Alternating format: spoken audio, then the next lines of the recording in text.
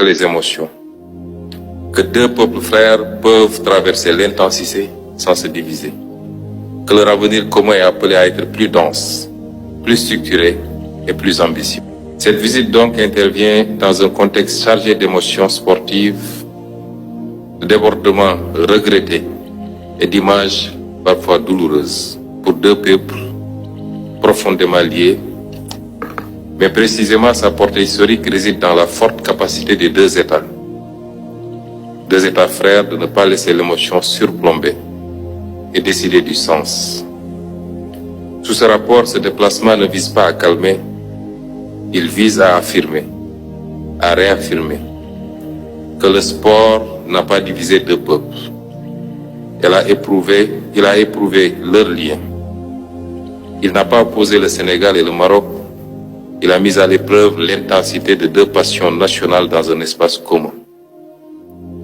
Les dérapages observés ici ou là ne doivent être ni niés, ni dramatisés. Ils doivent être requalifiés comme des excès émotionnels produits par la ferveur et non comme des fractures politiques ou culturelles.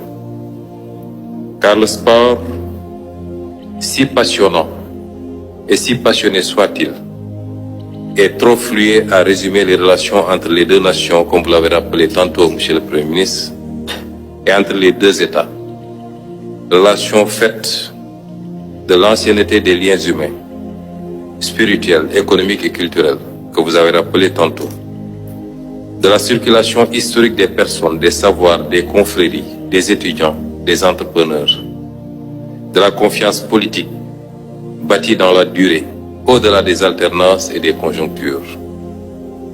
Un lien entre État et peuple qui survit aux événements parce qu'il est enraciné dans l'histoire partagée. Ce voyage donc, Excellence Monsieur le Premier ministre, sous le sceau de la 15e session de la commission mixte, n'est pas un voyage d'apaisement. Est-ce d'ailleurs réellement nécessaire si l'amitié sénégalo-marocaine est ce qu'il se dit?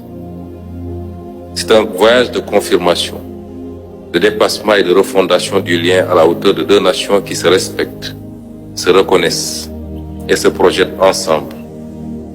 Plus que de clore un incident, nos travaux doivent sceller un avenir commun et réaffirmer que l'amitié sénégalo-marocaine est plus forte que les émotions.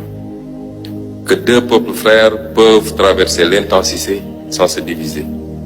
Que leur avenir commun est appelé à être plus dense, plus structuré et plus ambitieux.